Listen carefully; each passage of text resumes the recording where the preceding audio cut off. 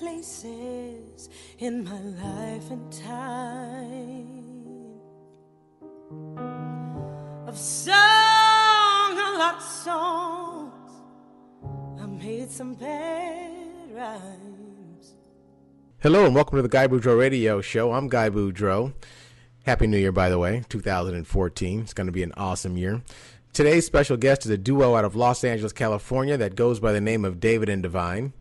David and Devine has opened for Boyz II Men, Styx, Adam Lambert, and numerous other international and national acts. And Dave is also a Grammy Award winner. He co-wrote last year's #1 hit single, Need You Now, which is currantly sang by Lady Antebellum at a worldwide level. The duo was just voted LA's #1 live act for 2013 and just recently made it into the top 10 on ReverbNation. Now, if you know anything about ReverbNation, you'll know that there are over 2.5 million musicians currently on ReverbNation. So to make the top 10 is a big deal. So without further ado, let's get them into the show. And what I'd like to know, David and Devine, is how did you two meet? How did we meet? Candace was a huge fan, kind of embarrassingly so, a little bit kind of stalkery almost. And if that's a word, stalkerish. And no, that's not the truth. Did you want to tell the real story, Dave? Candace's manager told her that she should write songs with me. She was writing songs for her solo album, and so she approached me to write songs with her. And he promptly ignored me. He promptly was like, "I am far too cool to give you any of my attention." Interesting. I don't think that's exactly how it went. However, he promptly would like, be gone with you, you little peon. Move along. No. Move along. You know what happened? It was at a gig of mine. She walked up to me out of nowhere. I didn't know who she was. She goes, "Hi, I'm Candace Devine. We should write songs together." So I did do that, and he went, "Yeah, sure, okay," and then he turned around and walked away. What was I supposed to say? You were supposed to be like, "Hey, yeah, great, let's swap numbers," or "Hey, did you enjoy my show?" And I was actually but what if you were terrible? I didn't know. I offered that beforehand. I was like, "You were phenomenal. I really enjoyed your show. I would love to write with you. We should write together." And you were, yeah, sure, okay. Yeah, but I didn't know who. That's no fair. I didn't know you were good. You could have been awful. And by the way, I've been approached by a lot of people with no talent to try and write songs, and it's always it's not fun. It's not fun to write with people. He said who he has to thank is his brother, because his brother was like, "I talked to that Candace Devine girl, and you really should write songs with her." The long and the short of it is that Candace, after I blew Candace off, she found herself talking with someone who she did not know was my brother. And my brother never advised me to work with anybody because he's not a musician. It's just I talked to him like the next night. You do, that's all. Hey, I'm telling this story. So anyway, my brother, who never advises me on my musical career, said kind of out of the blue a little bit, "Hey, did you meet that Candace Devine girl? You should write with her." I heard a recording of her voice on the internet because I looked her up to see who she was. And I was like, "Oh, crap, now I have to be nice. She's really good." So we wrote that. We got together. We wrote that song, "Leave the Light On." And then we decided to sing it together at a show we played at the Hotel Cafe. And there was an indie label owner there that tried to sign us that night, actually, based on that. We didn't actually play a show together. I just sat in on Candace's set and sang that song with her because I was playing. He sprinkled his magic Dave Yaden dust on my set. Nice. And we got offered a record deal.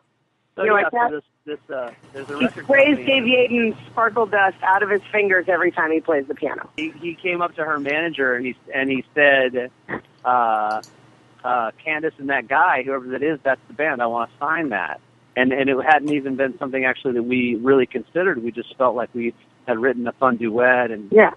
and so at that point, No, at that point, I was just excited Dave knew my name. Like, he remembered who I was at that point because we wrote a song. never. Like, it finally sunk in. LA loves you, first of all.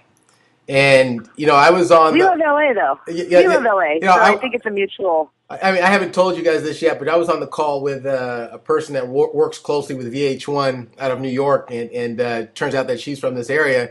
And the first response I got from her today in regards to David and Devine was, "Oh my God, I know exactly who they are. My friends love them."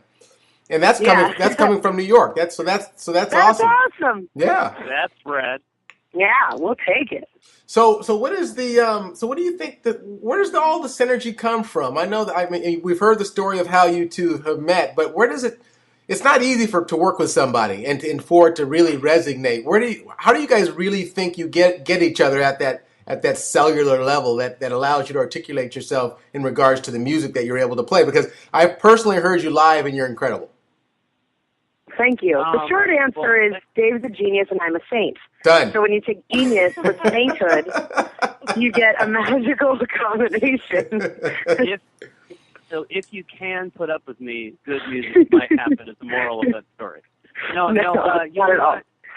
The truth is that, well, that is actually part of the truth. But we get along really well as two people. We get along really well. But we think alike. No, I mean, I just really loved Candace from the first time that we ever wrote together, and that just love has grown and grown, and I just never really get tired of her. And we think a lot. We think a lot alike. Like the other day we were talking about something, and I finished Dave's sentence, and he was like, "Oh my God, that was weird. Why'd you get in my head? How'd you do that?" And I was like, I know, it's a scary place to be. But we think a lot alike, so we tend to write similarly and communicate similarly, and it allows us to really be efficient, I think, because our creativity streamlines a lot. And then obviously our natural relationship of just getting along shines through. So, when you take two people that get along and then they have a very similar mindset about writing and how they write and what they like to write and what resonates with them, it just kind of organically turns into this, thing. I would say it's not just a similar mindset. I would actually say that probably more importantly, it's the way that the mindsets fit together. It's more like puzzle pieces, Yeah. Candace is we fit really well together when we get together and write, and we do. We love a lot of the same things about music. We love a lot of the same things about soul, and about pop, and so that tends to. So because of that, when I play a groove, a lot of times Candace is feeling it because I'm coming from that place that we both love, and when she sings, I'm feeling it because she's coming from that place that I love. So it's it's symbiotic. Musical, very symbiotic. It's a beautiful marriage. Yeah. Love it. Now you two have opened for some pretty big acts. Let's dig into that a little bit. What was it like opening up for? Actually, which acts have you opened up for? I know which ones you've opened for, but tell the listening audience who you've opened up for, what that felt like, and which one stands out above all of them, in your opinion. We've opened up for Adam Lambert in Pittsburgh. We've opened up for Boyz II Men in San Diego. We've opened up for John Mayall, Styx. Who else? I don't know. I feel like we've opened for a lot of people. For me, sorry, go on, Dave. Yeah, that's who we've opened up for over the last 6 months or so. Yeah. And I know for me personally that Boyz II Men were really, really good. Really they're phenomenal. I do have to say, really Pittsburgh, Adam Lambert was a highlight for me because the audience was, there were 20,000 people, something like that. I don't know, but wow. The audience was one of the best audiences we've ever had. They were there early, listening to our sound check, hooting and hollering, interacting. It was just such a fun. It was a big festival, and it was just. the audience was phenomenal. As far as opening for Boyz II Men, I'm not a big starstruck kind of a person, but every song they sang, it like took me to my childhood, and I was like, oh my gosh, they're amazing! I was standing on the side of the stage like a geeky little girl, and I was just so excited that they knew who we were. Love it. And that they enjoyed our set. So that was, magical in its own way. So now you also have, the interesting part about LA is it's flooded with individuals, whether you're non-celeb and celeb alike, that love music, and you have celebs that love you as well, and you've got I believe 2 videos out. And you've got some friends in the right places in regards to the celebrity network. Let's talk about that a little bit. Delve into that. Well, I will say that here's the thing about celebrity, which is interesting, is that they always say, what is it? It's not the celebrities who change, it's the people around them who change. And the interesting thing about that is that friends of ours and fans of ours that have become friends through, having some celebrity, at the end of the day, the thing that brings people together is the love of music. I mean, it's that, you can be in any country around the world and hear a song you like, whether you understand the language or not. Between melody and emotion in music, it resonates with a lot of people. And fortunately for us, which we are so proud of, is what we do resonates with a lot of people. And with those people, and especially living and being from Los Angeles, there's a likelihood at some point to get somebody who likes your music who happens to be famous. And we've been fortunate that way, that we know quite a few famous people that are fans of ours that have, through our music become our friends, and they're not shy about saying, hey, we love David and Devine, which is great. We had our buddy Darren Chris from Glee. He came and sat in with us once at the Hotel Cafe because he's an incredible musician and a great singer, as everybody knows. And we were like, dude, jump on stage. And he did. And at the end of the day, it's just, again, the love of music bringing people together. And some people happen to be more famous than others. So it's pretty cool. Yeah. We look at them all the same. I mean, any fan of ours, whether you're on a TV show or in movies or you work at the Gap, to us, it's just great that we have somebody that loves our music. Right. I completely agree. Yep. Love it. So I can't believe this, but Candace said it better than I could say it. Candace, quick. So true. Candace, what is your background in music? Take me back. Take me way back to that little girl singing in the room. Well, if you'd like to start at the very beginning, I have videos of me being 3 years old marching down my sidewalk. My dad was the most patient person ever. He had one of those big camcorders that you wore like on your back. It was one of those huge 1980s things that you carried around. It was basically its own, system of equipment, and he just would follow me, and I have video of being like 3 and 4 years old wailing at the top of my lungs because I had seen The Wizard of Oz, and my dad had introduced me to Judy Garland, and she had a big voice, and he was like, kid, that's what singers sound like, good singers. And following that, it was Aretha Franklin and Barbra Streisand and all these big singers and entertainers. And in my mind, I just remember being very little, that's what singers sounded like. So I have videos of me being 3. I mean, I came out of the womb loving music, but 3, 4, or 5 years old, just wailing down the street, and my dad just following me with a camera, just letting me sing at the top of my lungs for all the neighbors to hear. And my babysitters used to laugh because most kids, when I was little, would want to play games. I always wanted to stand on the coffee table and mimic being a professional artist. So I would stand on the coffee table half the time in the buff. I'm sure the adult image is far more intriguing than the childlike image, but I've curbed those habits. So Dave, what was your? I mean, what got you dialed into music, and at what point did you say, "This is what I'm going to do"? And no matter what anybody says or what they tell me to do, this is what I was born to do. I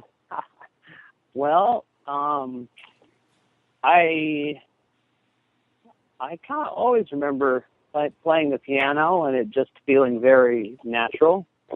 There's a piano in my house growing up, so it just always made sense to me. That instrument made sense. It wasn't like it wasn't a confounding thing when I sat down on it. It was always fun to try and see how I could make it sound, and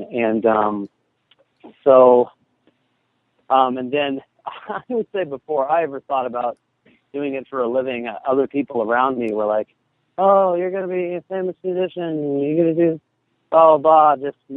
So I started to get the idea that I was good at it.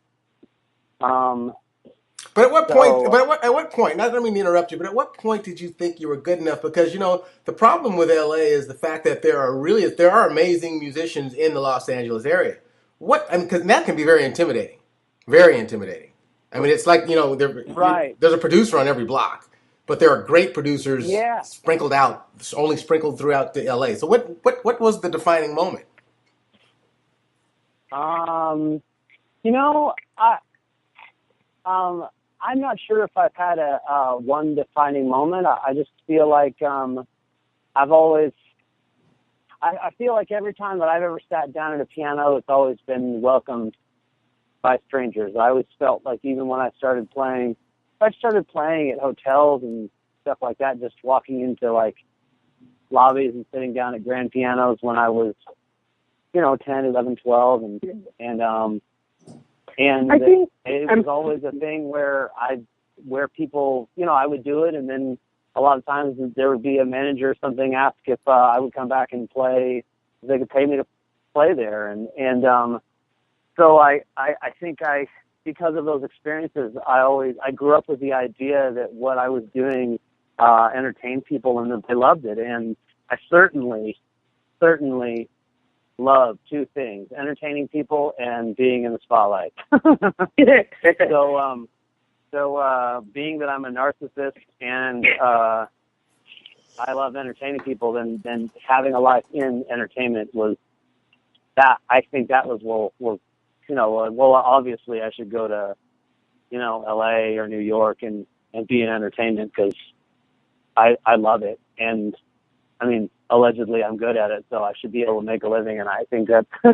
I was going to say, I think with Dave, too, and this is just from my perspective, from an outside perspective, someone like Dave that is as brilliant at all the things he does, I think it's oftentimes the company you keep that validates how good you are. I think as an artist especially, it's really easy to be like, listen, I do what I do. I don't know where it is on the scale of, good or not good or great or likable. But when you look up from those keys and you look at the company you're playing with, and you're like, wow, because I admire or I think all of these cats are great players, and they're allowing me to be in their company, so that speaks to some level of my abilities. Dave's played with some really heavy-hitting folks. I mean, from top to bottom, if you've heard them on the radio, chances are, he's either played with them, written with them, sung with them, hung out with them, spent too many nights staying up till 4 a.m. talking with them. Like Dave keeps really impressive company, and I put myself in that category if I do say so myself. Well, obviously, since you're hanging out with me. I mean, obvi. But, and again, and it's one of those things where it's like, as a musician, I'm sure the musicians he hangs out with and plays with so often would say the same thing. You're only as good as your weakest link, and when you look around a room and you're sitting and somebody goes, hey, Dave, come sit in on this. And you're like, dude, that's the, lead guitarist of Lady Antebellum. He's amazing. Or that's, whoever. I could go down the list, but it's kind of rude. But when you look at those people, you go, well, I think they're incredible. And if they're willing to let me be in their company, I must be doing okay. Agreed. He's kind of a big deal. Damn it. I said it.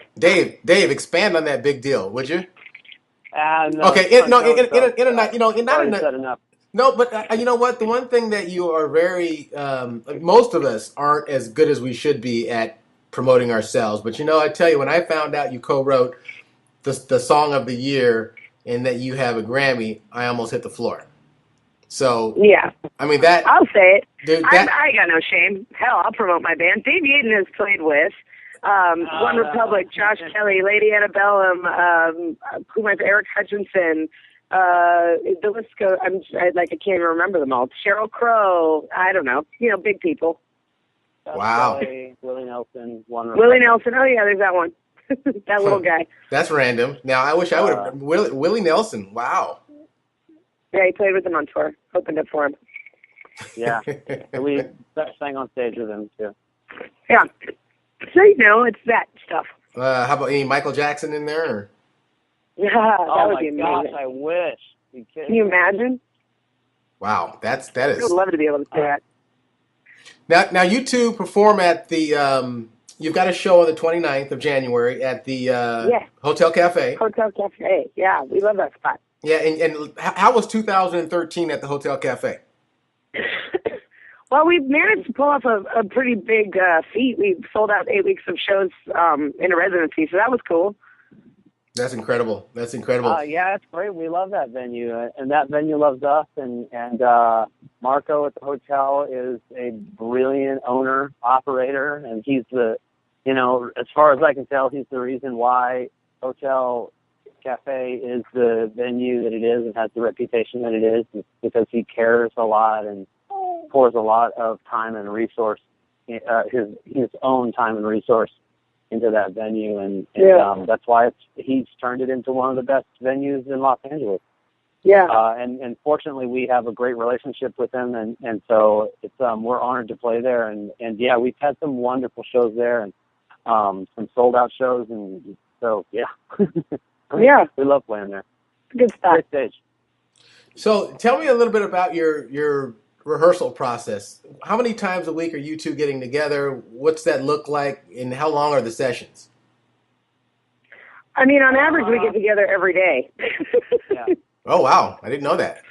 Pretty much. I mean, in some capacity, whether it's to talk business about our band. I mean, we try to sing every day, just to keep our voices in shape. Yeah, we pretty much sing every day. I guess maybe it averages out to 5 or 6 times a week, more than 7. But actually, we attempt to get together and practice every day. Yeah, I mean, we look at our band as what it is, which is our passion and our business.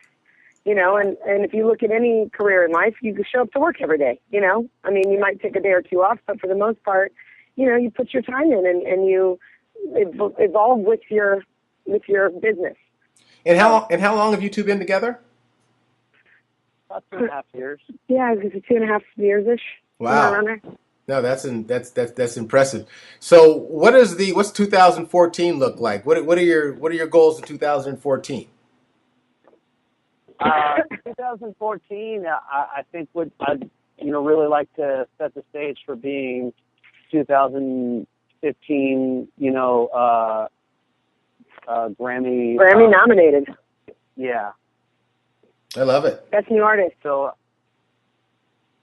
2014, we're looking to really become a presence, on the radio, with songs out there on the radio and in movies and TV, and get the art out there on a large scale. And it seems like the stage has been set just with some of the radio and a few of the awards that we've won lately, and some of the attention that's coming our way, especially in 2013. So we feel like 2014 will be a really big year. Let's talk. Yeah. Let's talk a little bit about those awards a little. I mean, that way people can know who they're listening to in terms of the caliber of music you two put out. Let's go down the list in terms of what happened in 2013. Well, awards wise, we were just awarded. So now in 2014, we had our rendition of Leon Russell's "A Song for You." We did a live video of that, and then it won the LA Critics Music Award for Best Live Video of 2013. Mm-hmm. And then there was a writer in Music Connection that said that we were the best live act in Los Angeles. And then there was another blogger award that we won in the beginning of the year, and I can't remember what that is because it's like 10 months ago. Those are the two that I can think of. Because you were asking about awards. Oh, well, and then we, we had a license on Fox on TV, one of our songs, "Treat Me Like a Lady," and then also "Leave the Light On." Made radio. Made radio, yeah, and so yeah. And then our cover of a song for you made radio too. Yeah, and then we signed with ICM. ICM. Yeah, afternoon. We're just honored to be on that. No, you're getting a lot of traction. That agency, represent massive, incredible artists, and they represent Shaka Khan, and the actors, oh my gosh, they represent Ellen DeGeneres. They they represent a lot of huge. Yeah. So we're in good company, which is really nice. It's really exciting for an indie band for us. Yeah. Hey, real quick, let's get into the music, and then I'll let you two go. And Candace, do you write? How often do you write, if you do write? I'm sorry, I didn't hear the question. What did you say? Do you write music as well? Well, typically how it works with Dave and I is Dave writes pretty much all of the music, if not all, most of it. Every now and again I come up with something brilliant myself, but it's rare. But the way I look at it... He asked you if you write music. I do. Yes. Yes, I do. But here's how I put it. Right. Yes, but here's how I put it, and this is where I think work smarter, not harder, is that it's like when you are working with a savant like Dave that can sit down at the piano and be like, oh, you want to sing this? You want to play this? You want it to sound like this? Like, why would I sit there and be far, less able and struggle at it and be like, this is pretty, but now, Dave, can you make it better? Which is what I do anyway. So but Dave very generously and naturally is like, hey, I have this melody idea, or I have this thing. A lot of times I write melodies in my head and I'll come to him and go, I have this song idea. It goes kind of like this. And then, like I said, he makes it a lot better. The short answer, yes, I do write music. I wrote, most of my solo album myself. So it's there, but it's just like, why would I do that when I have this genius person next to me who's way better at it? Well, let's do this. Let's do this. Let's dive into what allows you to write the way you write. Then we'll talk to the genius and pick the genius's brain. Yeah. So Candace, go for it. Go on, Dave. No, Candace, tell me where your writing comes from internally. Writing for me comes out of life. I mean, that sounds so cliche, but it's true. It's like, Dave and I as a duo, but myself as a solo person, it's, we try to write positive messages. That's very important to us. So when we're writing in general, even if it's a sad song, it's a song with hope, or it's an honest reflection of where that sadness is. We very rarely, if ever, I don't think we've ever written a song that we're like, oh, well, it's like pop material. Let's just talk about tits and ass and this and that.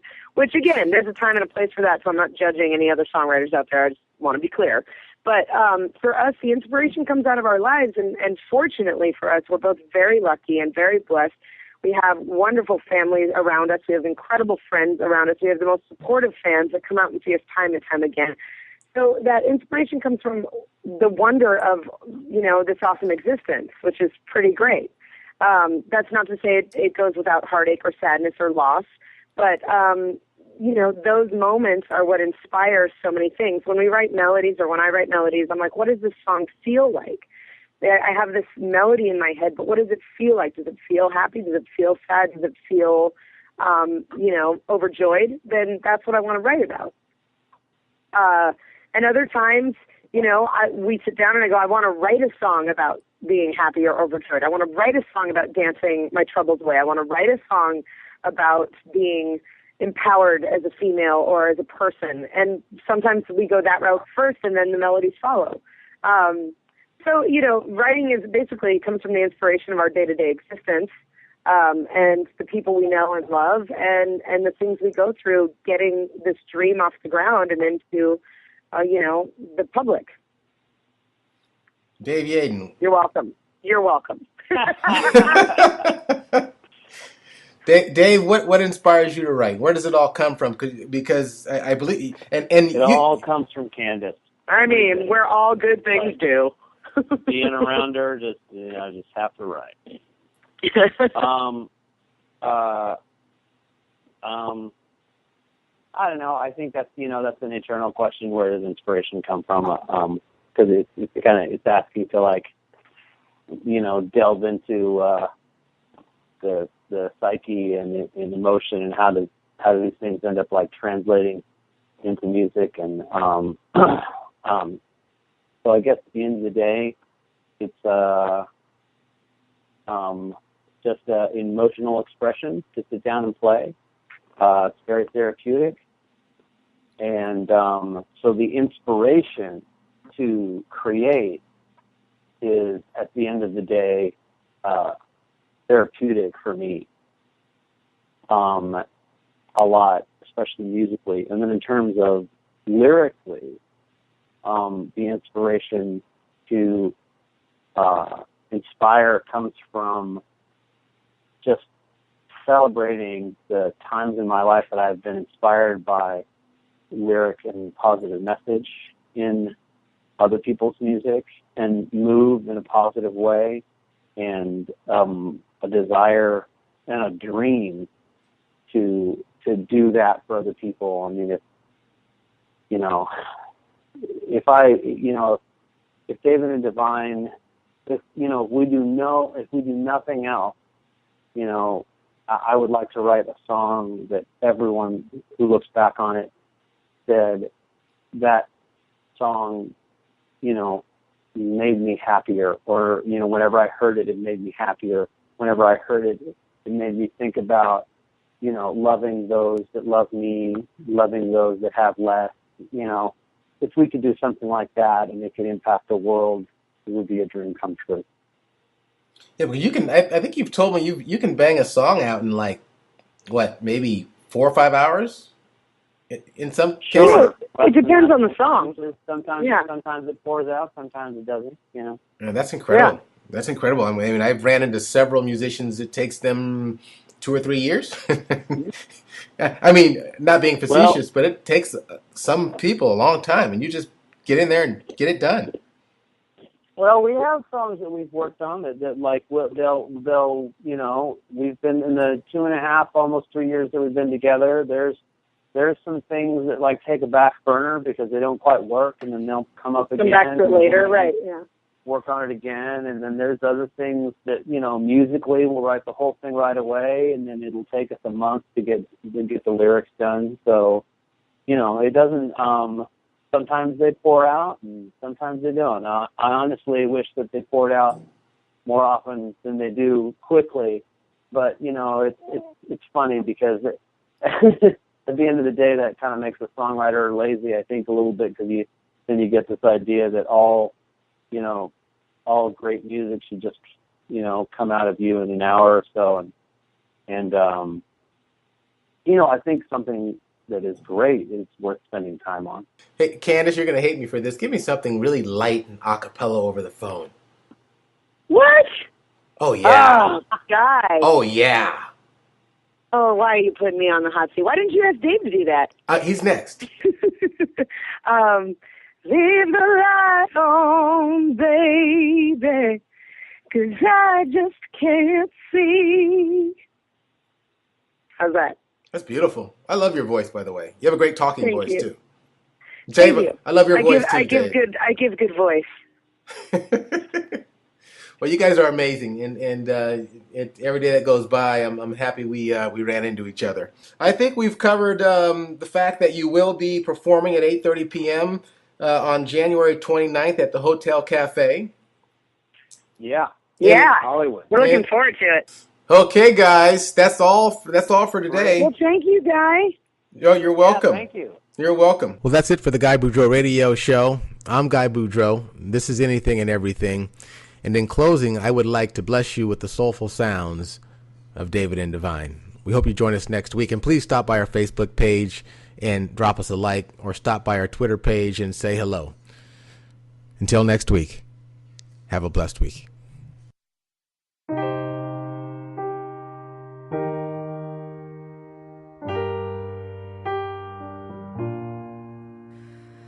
Lights go down, I can hear you on the phone. We go round, leave each other all alone. I know I've been distant, that don't mean there's someone else. I know we've been fighting, that don't mean that this is the end. Oh, you think I'd want